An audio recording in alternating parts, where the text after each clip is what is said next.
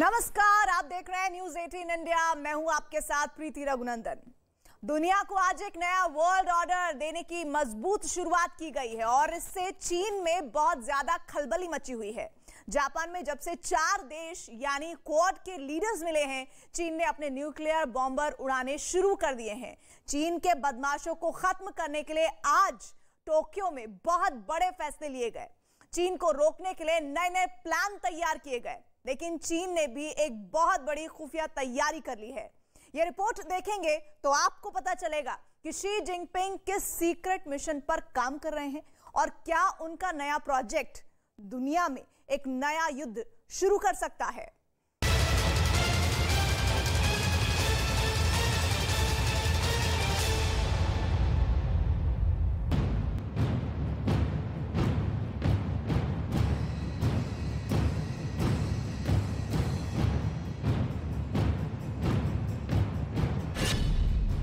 समंदर पर तेज रफ्तार से चलने वाली ये चीज क्या है? ये कौन सी स्पीड बोट है जिस पर मशीन गन लगी हुई है? ये कौन सी तेज रफ्तार मशीन है?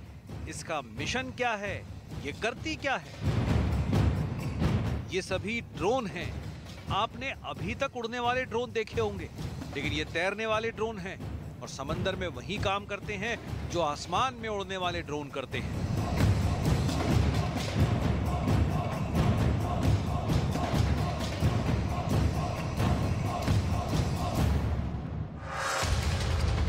यानी निगरानी मतलब इंटेलिजेंस। ये तैरने वाले ड्रोन हमला भी करते हैं और सुसाइड अटैक भी करते हैं। लेकिन खबर इससे बड़ी है। खबर ये है कि जब दुनिया के 4 बड़े लीडर टोक्यो में मिल रहे थे, तब चीन को इंडो पैसिफिक इलाके में बड़ा खतरा मानते हुए कस्में खाई जा रही थी। जब प्रधानमंत्री नरेंद्र मोदी के साथ अमेरिका के राष्ट्रपति जो बाइडेन की खास मीटिंग चल रही थी और साथ में जापान और ऑस्ट्रेलिया के प्राइम मिनिस्टर चीन आया वाला अलार्म बजा रहे थे, तब जिनपिंग की फौज बहुत ही खामोशी से एक खुफिया प्रोजेक्ट की टेस्टिंग कर रही थी। ये खुफिया शिप समंदर में चीन की ड्रोन वाली फोर्स का सबसे बड़ा अड्डा कहा जाएगा। नेवी में इसे मदरशिप कहा जाता है।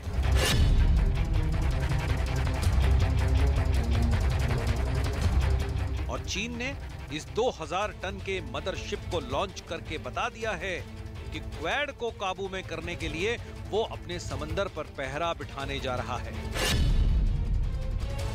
चीन की मीडिया दावा कर रही है कि ये दुनिया का पहला अनमैन्ड इंटेलिजेंट रिसर्च शिप है। लेकिन सच तो ये है कि चीन का ये रिसर्च शिप क्वाड के बढ़ते खतरों और उसकी गतिविधियों की जासूसी के लिए तैयार किया गया है।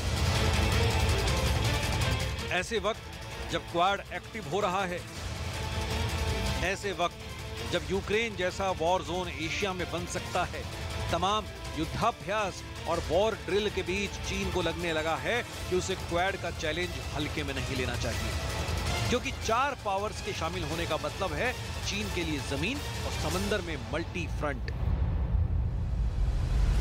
जिसे मैनेज करना चीन के लिए बहुत भारी पड़ सकता है। यही वजह है कि चीन अब क्वाड को अपने लिए बहुत बड़ा खतरा मानने लगा है। क्वाड को देखकर ही शी जिनपिंग ने अपनी मिलिट्री स्ट्रेटेजी बदल डाली और वो 4 देशों की बड़ी ताकत को काउंटर करने के लिए अब नए तरह के हथियार तैयार करने लगे हैं। चीन के इस मदरशिप को बहुत गौर से समझिएगा। इस जहाज से 3 तरह के ड्रोन लॉन्च किए जा सकते हैं, यानी शॉर्ट टेक ऑफ और अरेस्टेड रिकवरी वाले ड्रोन जो आसमान से चीन के दुश्मनों पर नजर रखेंगे। आप सतह पर किसी स्पीड बोट की तरह चलने वाले ड्रोन तो देख ही चुके हैं, जो मशीन गन क्या रॉकेट और मिसाइलों से भी लैस किए जा सकते हैं। वहीं इस मदरशिप से पनडुब्बी वाले ड्रोन भी लॉन्च किए जा सकते हैं। चीन इससे अपना एयरक्राफ्ट कैरियर दिखाकर धमका चुका है। अमेरिका के कैरियर बैटल ग्रुप को अपनी कैरियर किलर मिसाइल से डरा चुका है।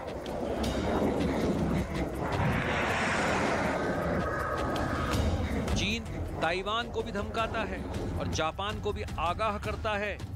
और अब जब क्वाड की मीटिंग ने उसके होश उड़ाकर रख दिए हैं, तो चीन इस ड्रोन वाले मदरशिप को मरीन साइंटिफिक रिसर्च वाला जहाज बताकर दुनिया को बेवकूफ बनाना चाहता है। लेकिन उसकी सारी इंटेलिजेंस की कलई इस रिपोर्ट में खुल जाएगी। क्वाड को काउंटर करने के लिए चीन के इस खुफिया प्रोजेक्ट को हम पूरी तरह डिकोड कर देंगे। इसलिए सबसे पहले देखिए चीन का ये ड्रोन क्या क्या कर सकता है। ये मदरशिप आसमान, समंदर और समुद्र की सतह के नीचे ऑपरेट करने वाले ड्रोन को लॉन्च करता है, जो एक बड़े दायरे में ऑपरेट करते हुए उस इलाके पर नजर रख सकते हैं जहां चीन का कब्जा है या वो कब्जा करना चाहता है। ये ड्रोन आसमान में रहकर भी निगरानी करेंगे, समंदर की सतह पर किसी स्पीड बोट को भी रिमोट कंट्रोल से ऑपरेट करेंगे और इस मदरशिप से पानी के नीचे पनडुब्बी वाले ड्रोन को भी तैनात करके उन्हें कंट्रोल किया जा सकेगा। इन तीनों तरह के ड्रोन से चीन अपने दुश्मनों पर न सिर्फ नजर रख सकता है, बल्कि इन्हें बम बनाकर पर अटैक भी कर सकता है। ये मदरशिप तो इस साल के आखिर तक सर्विस में शामिल हो जाएगा, लेकिन चीन का मौजूदा खतरा इससे भी बड़ा है और उससे आधी दुनिया पर असर पड़ने वाला है। खतरा बॉर्डर और समुद्री सीमाओं को लेकर टकराव से लेकर युद्ध का भी है और क्वाड की मीटिंग में चीन को लेकर बहुत गहराई से इसकी चर्चा की गई है। क्या इस मीटिंग से जिनपिंग डर जाएंगे? क्या ये मीटिंग युद्ध रोकेगी या युद्ध के हालात को और भड़काएगी? क्या ये मीटिंग चीन के खिलाफ सबसे बड़े गठजोड़ को और मजबूत बनाएगी? क्वाड इंडो पैसिफिक क्षेत्र के लिए एक कंस्ट्रक्टिव एजेंडा लेकर चल रहा है। इससे क्वाड की छवि एक फोर्स फॉर गुड के रूप में और भी सुदृढ़ होती जाएगी।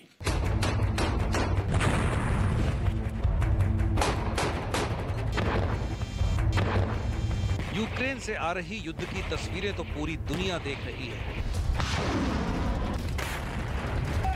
लेकिन वहां युद्ध से हटकर क्वाड में अमेरिका की सबसे बड़ी फिक्र चीन है और बाइडन इस ग्रुप की आड़ में चीन को उसकी हैसियत दिखाना चाहते हैं। बाइडन भारत, ऑस्ट्रेलिया और जापान को साथ लाकर चीन के खिलाफ एक मंच तैयार कर चुके हैं। एशिया में हालात काफी गंभीर हैं क्योंकि यहाँ यूक्रेन से भी खतरनाक युद्ध का खतरा मंडरा रहा है।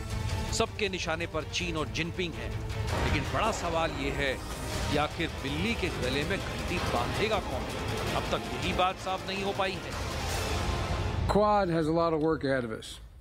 It's the fact of the matter is that we have a lot of work to do, keeping this region peaceful and stable, tackling this pandemic and the next one, and addressing the climate crisis as referenced by our new colleague. Ensuring that technologies of the future are governed according to our values, But in a short time, we've shown the Quad isn't just a passing fad. We mean business. We're here to get things done for the region, and I'm proud of what we're building together, and I look forward to our vital partnership flourishing and for many years.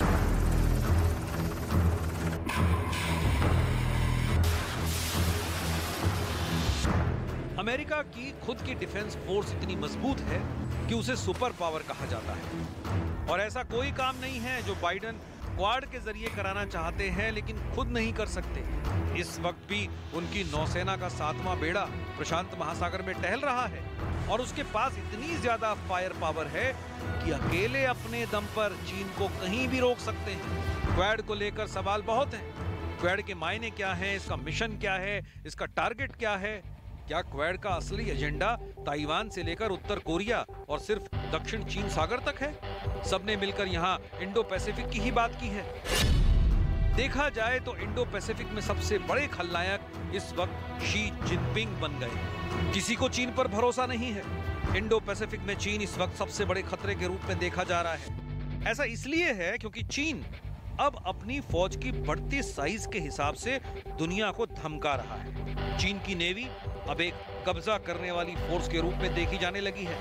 ऐसे में quad की बैठक का चीन पर असर क्या होने वाला है, ये समझाने के लिए आपको पहले छोटे से फ्लैशबैक में लेकर चलते हैं। पिछले 2 महीनों के दौरान चीन के आसपास जो कुछ हुआ है वो हम आपको डिटेल में बताते हैं। पिछले 2 महीने में चीन ने ताइवान को लेकर सारी हदें तोड़ दी और ये सब कुछ शी जिनपिंग के डायरेक्ट ऑर्डर पर हुआ है। पिछले 2 महीनों में चीन ने ताइवान को डराने और धमकाने वाला हर कदम उठाया। शी जिनपिंग की कोशिश रही है कि किसी तरह ताइवान को अपने कब्जे में ले ले, लेकिन ये इतना आसान कभी नहीं रहा और अब क्वाड की मीटिंग के बाद तो ये और भी मुश्किल हो गया है। फिर भी जिनपिंग की कोशिश जारी है, लेकिन डर अब इस बात का है कि जिनपिंग की ये नई कोशिश एशिया में यूक्रेन से भी बड़े युद्ध की शुरुआत कर सकती है। पिछले 2 महीनों में चीन ने ताइवान के एयर स्पेस का उल्लंघन किया, उसके करीब जाकर एयरक्राफ्ट कैरियर से लगातार युद्धाभ्यास भी किया। चीन ने यही हरकत जापान के करीब नौसेना का बेड़ा भेजकर भी की। ताइवान भले ही क्वाड का हिस्सा ना हो, लेकिन इस वक्त क्वाड का पूरा फोकस ताइवान और दक्षिण चीन सागर में चीन की दादागिरी को खत्म करने पर है। चीन अपना बॉम्बर H-6K ताइवान से लेकर फिलीपींस और जापान की सरहद के बहुत करीब उड़ा रहा है। ये वो देश है जिससे उसका समुद्री सीमा को लेकर विवाद चल रहा है और चीन उनकी जमीन पर कब्जा करने की नीयत रखता है। तमाम आशंकाओं के बीच ये बात तय है कि क्वाड की मीटिंग के बीच एशिया में इस वक्त 2 वॉर जोन हैं और जो बहुत ज्यादा एक्टिव हो चुके हैं। ताइवान और जापान इस वक्त चीन की सीनाजोरी को बर्दाश्त कर रहे हैं। いかなる地域においても守らなければならない、こうしたことを確認いたしました。また今回のような力による一方的な現状変更、これはいかなる地域においては許してはならないという認識で一致をしました。क्वाड में अमेरिका और जापान ने यूक्रेन युद्ध को अब सीधे तौर पर इंडो पैसिफिक से जोड़ दिया है। दोनों का मानना है कि जो हालात रूस ने यूक्रेन के बनाए हैं, चीन वही हालात पूरे एशिया में बनाना चाहता है। देखा जाए तो चीन से युद्ध किसी के हक में नहीं है, ना ही ये चीन के हक में होगा, क्योंकि अगर यूक्रेन जैसे धमाकों से एशिया गूंजने लगा तो चीन समेत कई अर्थव्यवस्थाएं खड़ी होने की बजाय डूबने लग जाएंगी और ऐसे धमाके एशियन टाइगर्स को आर्थिक रूप से खत्म भी कर सकते हैं।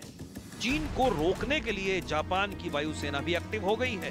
वो लगातार अपनी समुद्री सीमा को चीन से बचाने के लिए एयर पेट्रोलिंग कर रही है। हाल ही में चीन और प्रशांत महासागर में सोलोमन द्वीप समूह के बीच एक सामरिक समझौता हुआ। इस समझौते के तहत ऑस्ट्रेलियाई तट से 2000 किलोमीटर से भी कम दूरी पर चीन अपना नेवल बेस बना सकता है। इसे देखते हुए ऑस्ट्रेलिया भी बहुत ज्यादा फिक्र में है। चीन से खतरे को देखते हुए ऑस्ट्रेलिया ने क्वाड पर जोर दिया है। ऑस्ट्रेलिया क्वाड में चौथा देश है और वो भी चीन से खुश नहीं है। चीन की नौसेना सोलोमन आइलैंड्स के बहाने ऑस्ट्रेलिया के करीब पहुंचना चाहती है। यही वजह है कि चीन के समझौते से उसे बड़ा खतरा नजर आ रहा है। कुल मिलाकर पूरा खेल इंडो पैसिफिक में चीन की बढ़ती सैन्य ताकत को कंट्रोल करने का है, फिर चाहे इसे अलग अलग नाम ही क्यों ना दे दिया जाए। The new Australian government's priorities align with the Quad agenda, taking action on climate change and building a stronger and more resilient Indo-Pacific region through better economic security, better cyber security, better energy security and better environmental and health security.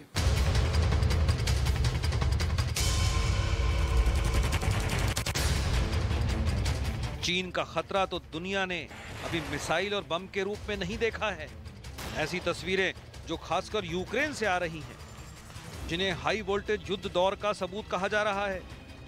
लेकिन पारा प्रशांत महासागर यानी चीन के आसपास Taiwan और Japan के नजदीक भी चढ़ा हुआ है, जहां चीन के एयरक्राफ्ट कैरियर और बॉम्बर लगातार युद्धाभ्यास कर रहे हैं। चीन का मानना है कि अमेरिका और उसके दोस्त एशिया में भी माहौल खराब कर रहे हैं, लेकिन एशिया का माहौल बड़ी तेजी से उबल रहा है।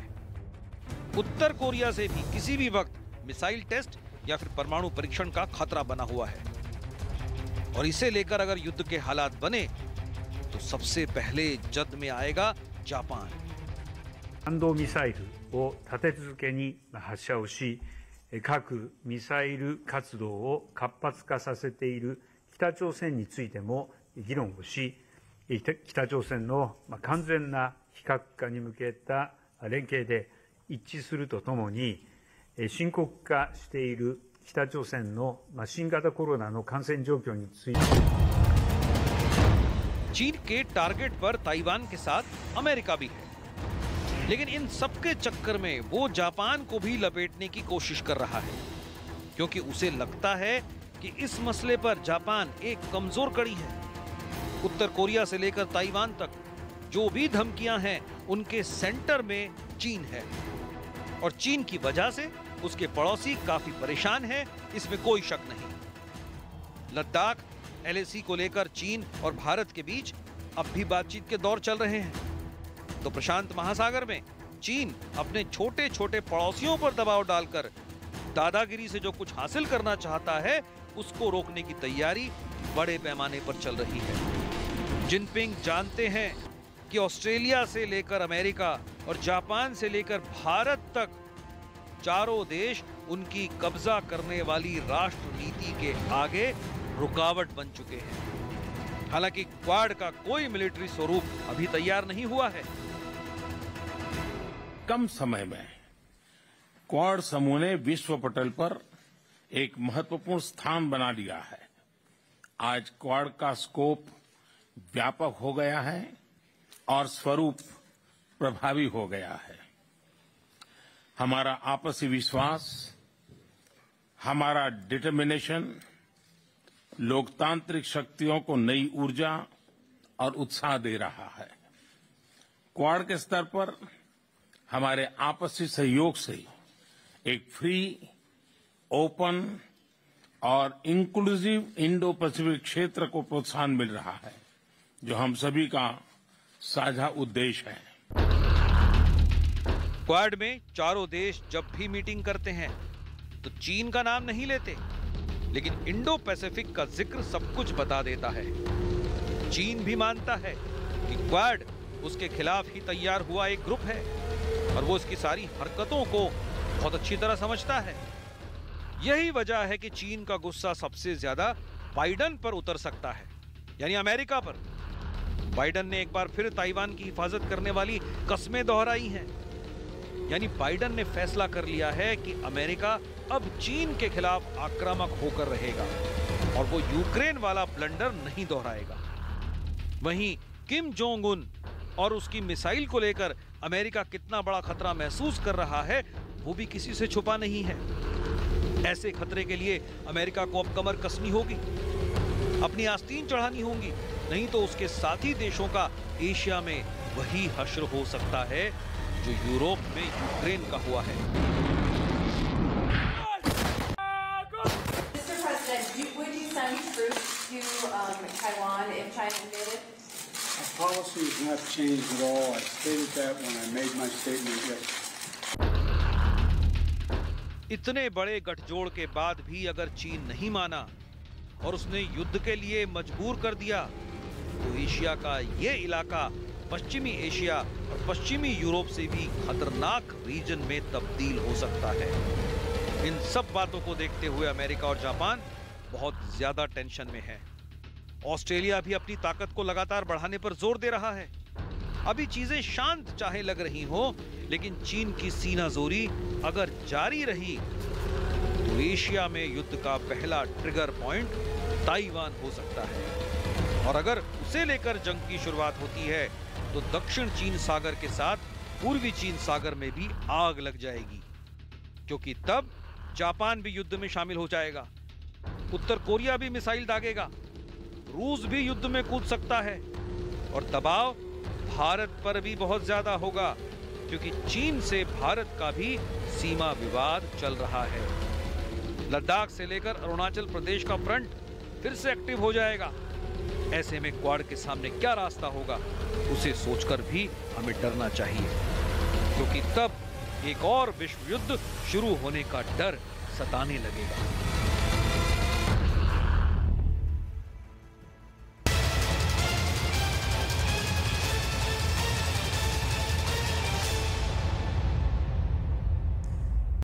उधर यूक्रेन का युद्ध पुतिन के लिए फंस गया है। रूस के राष्ट्रपति व्लादिमीर पुतिन ने जो रणनीति अख्तियार की थी वो उन्हें 3 महीने की जंग के दौरान 3 बार बदलनी पड़ी है। जंग की शुरुआत यूक्रेन पर सीधे हमले के तौर पर हुई, लेकिन पुतिन को जल्दी ये समझ आ गया कि सीधी जंग में वो यूक्रेन से सालों तक लड़ाई लड़ने के बाद भी जीत नहीं पाएंगे। लिहाजा एक बार फिर पुतिन ने अपना पैतरा बदला। आखिर क्या है पुतिन का ऑपरेशन ईगल, देखिए हमारी स्पेशल रिपोर्ट।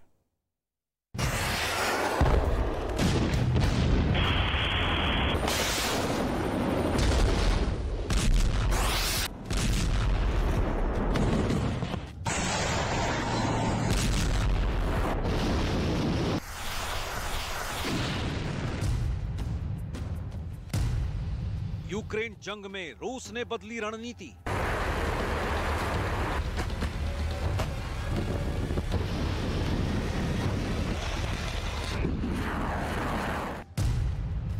पूर्वी यूक्रेन में हमले किए तेज।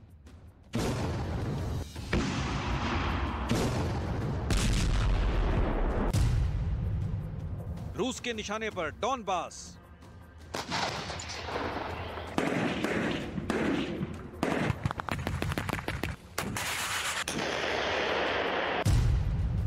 रूस के खिलाफ ज़ेलेंस्की मांगे और हथियार।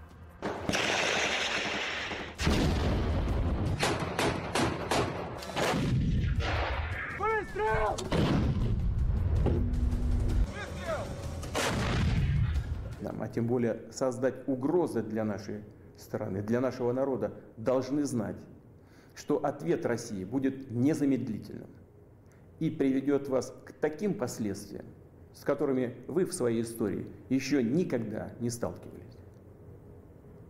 Мы готовы к любому развитию событий.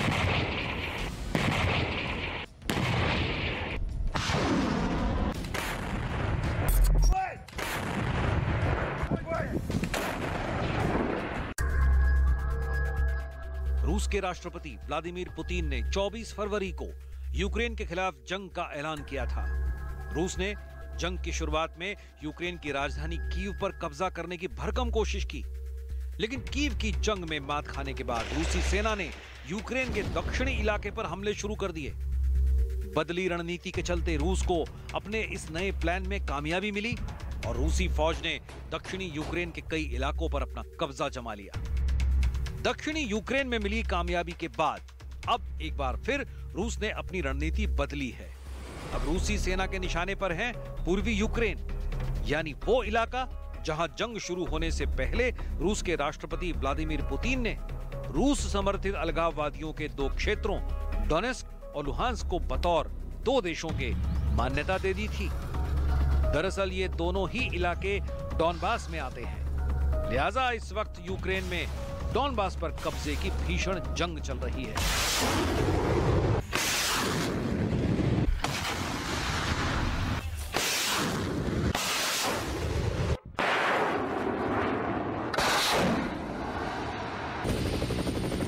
अमेरिका की खुफिया एजेंसी ने रूस के इस प्लान के बारे में यूक्रेन समेत पूरी दुनिया को आगाह कर दिया था।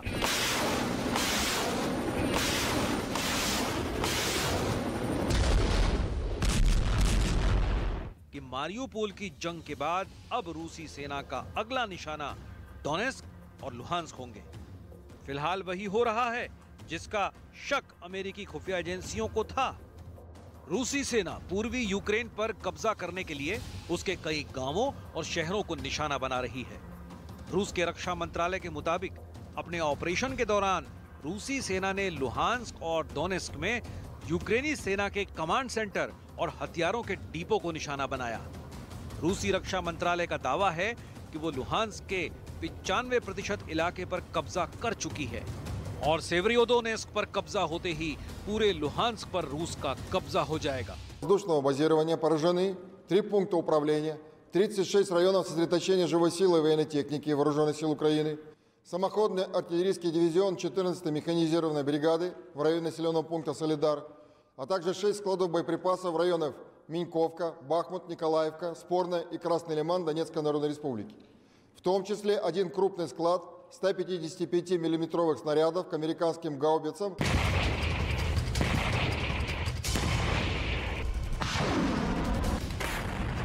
заготовочные мероприятия. अपने बयान को साबित करने के लिए रूसी रक्षा मंत्रालय ने बाकायदा कुछ वीडियो भी जारी किए। आसमान से बारूद बरसाते रूसी लड़ाकू विमान,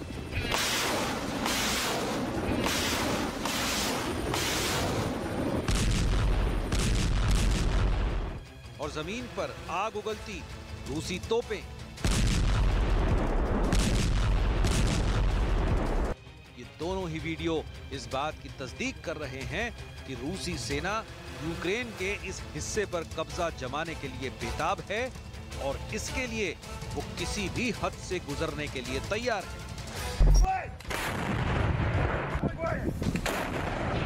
Продовжує використовувати тактику терору проти українського цивільного населення на захоплених територіях. Триває погіршення соціально-економічної ситуації на півдні та сході України. За минулу добу на Донецькому та Луганському напрямках відбито 16 атак ворога, знищено 8 танків, 22 одиниці бойової броньованої техніки. लुहांस्क के गवर्नर के मुताबिक सेवेरोदोनेस्क पर फतह हासिल करने के लिए रूस ने हजारों की तादाद में अपने सैनिकों को इस इलाके में भेजा हुआ है और वहां पर रूसी और यूक्रेन की फौज के बीच भीषण जंग चल रही है।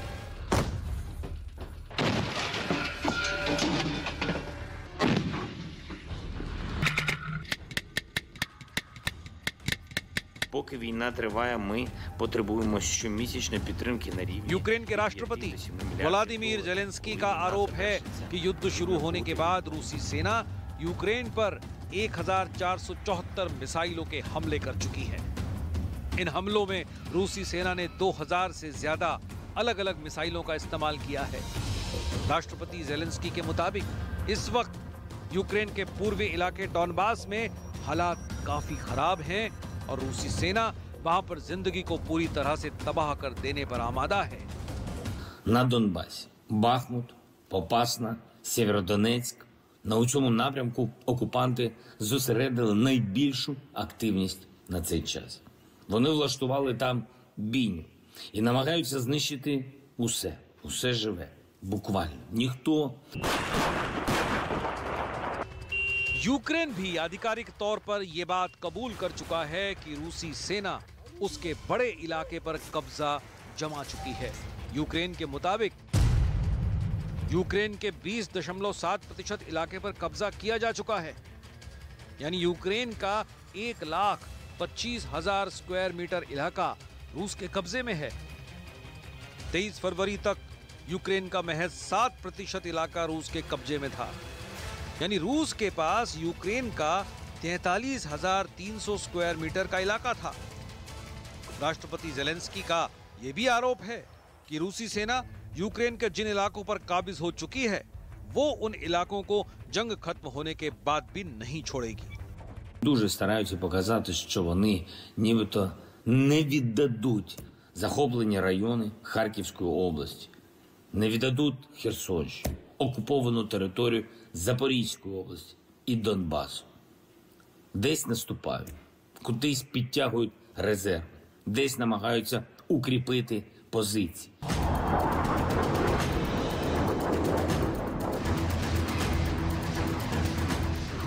ब्रिटिश खुफिया एजेंसी का कहना है कि रूस के सेवेरोदोनेस्क पर कब्जा होने का मतलब है कि पूरा लुहांस्क रूसी फौज के कब्जे में आ जाएगा।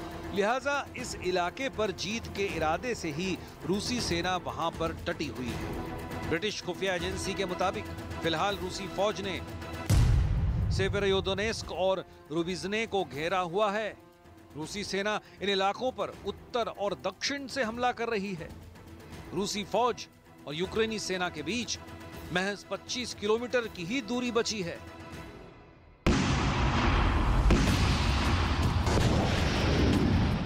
रूस और यूक्रेन के बीच जारी जंग को शुरू हुए 4 महीने हो चुके हैं। लिहाजा रूस एक बार फिर अपनी बदली हुई रणनीति के तहत यूक्रेन के डॉनबास इलाके को अपना निशाना बना रहा है। खबरों के मुताबिक रूसी सेना ने यूक्रेन के पूर्वी हिस्से को घेरा हुआ है। इतना ही नहीं, रूस का दावा है कि उसकी सेना लुहांस्क के 95% इलाके पर कब्जा कर चुकी है। लेकिन 3 महीने से रूस जैसे ताकतवर मुल्क के सामने मैदान जंग में डटे यूक्रेन के राष्ट्रपति का कहना है कि उन्हें रूस से जंग जारी रखने के लिए और हथियारों की जरूरत है। Погоджуються з тим, що боротьба України у війні проти Росії – це захист спільних цінностей усіх країн вільного світу, нашої спільної свободи.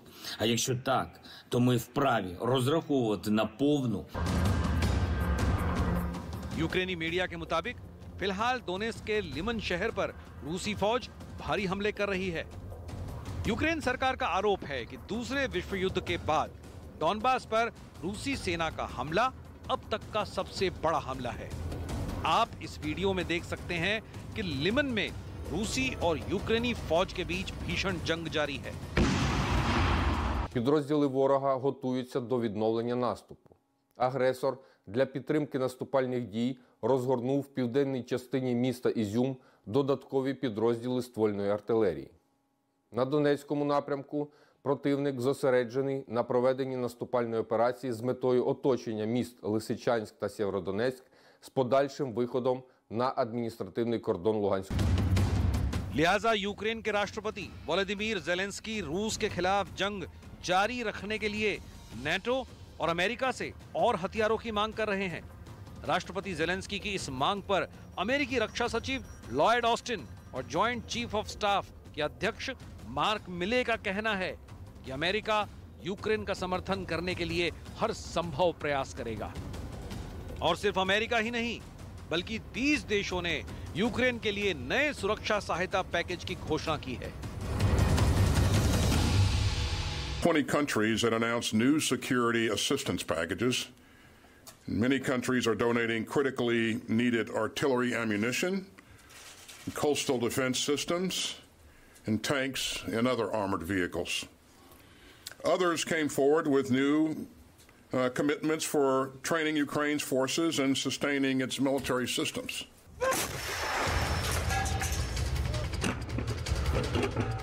रूस और यूक्रेन के बीच जारी जंग और भी भीषण होती जा रही है।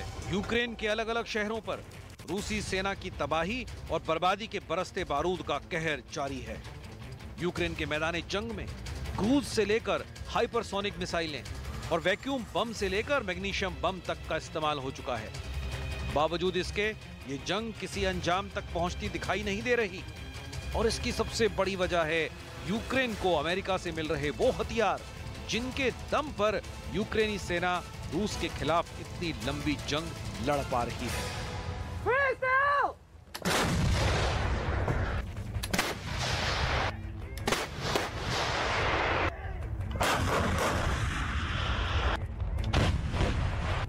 और अब अमेरिका यूक्रेन को वो हथियार देने वाला है जिसके बाद काला सागर इलाके में रूसी नौसेना का जीना मुहाल हो जाएगा।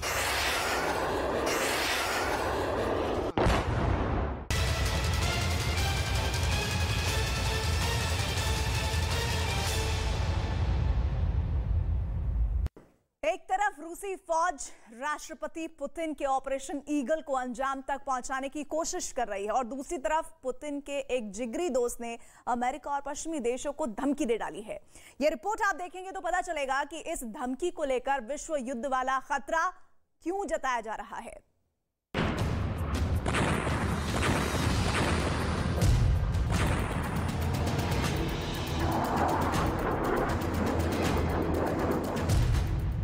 इस बीच यूक्रेन ने रूस के सबसे बड़े हिमायती बेलारूस पर एक बड़ा आरोप लगाया है।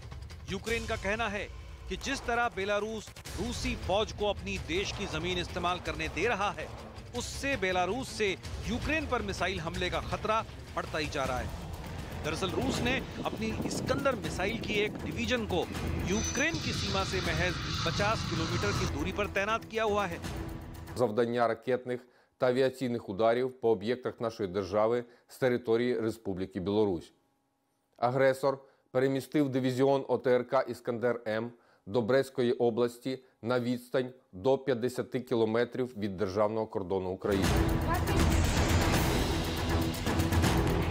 ये हकीकत किसी से छिपी हुई नहीं है कि यूक्रेन रूस के खिलाफ ये जंग नेटो और खासकर अमेरिकी हथियारों के दम पर ही लड़ रहा है और अमेरिका और नेटो देश यूक्रेन को जंग के दौरान लगातार हथियार और दूसरे सैन्य उपकरण मुहैया करवा रहे हैं।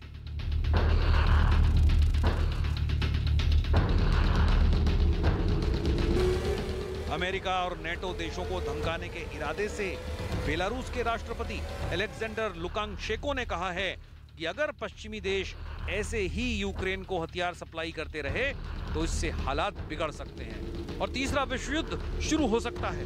बेलारूस के राष्ट्रपति लुकाशेंको से पहले रूस की स्पेस एजेंसी के चीफ और रूस के राष्ट्रपति व्लादिमीर पुतिन के करीबी दमित्री रोगोजिन ने धमकी दी कि वो जल्द ही 208 टन वजनी और 14 मंजिला सैटर्न II मिसाइल रूस के दुश्मन देशों के खिलाफ तैनात कर देंगे।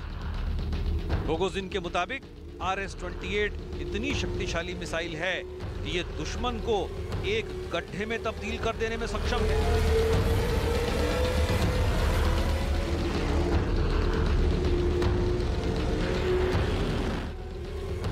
उनके मुताबिक रूस जल्द ही अपनी सबसे विकसित 50 ICBM यानी inter continental ballistic missile Samrut 2 को अपने दुश्मनों के खिलाफ तैनात करने वाला है।